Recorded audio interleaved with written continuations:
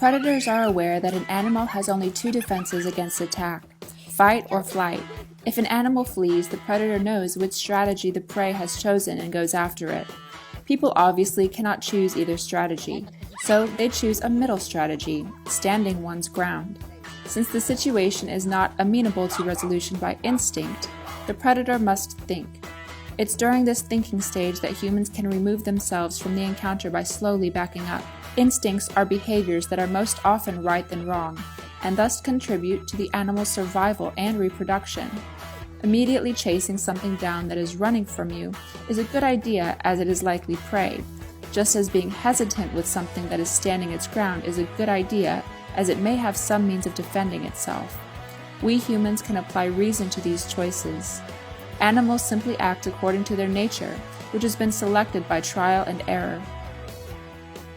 Predators who didn't immediately chase something running from them didn't catch as much prey and didn't have long enough to pass that trait down to the next generation.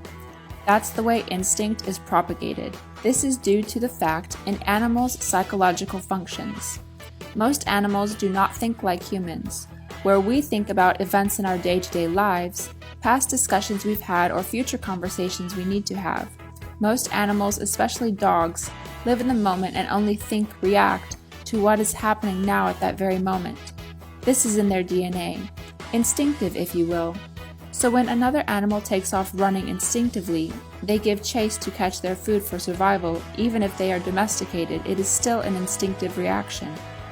Rabbits and hares will suddenly be still if the shadow of a hawk or owl passes over them.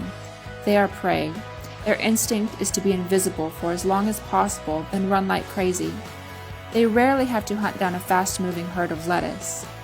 Cats, wolves, and dogs, hawks, eagles, owls, predators.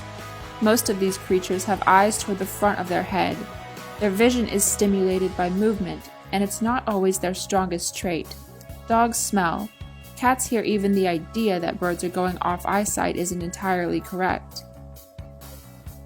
What it comes down to is if it moves, it's most likely edible. Until we make them fat and lazy, their instinct will be to catch anything smaller because that is how to survive.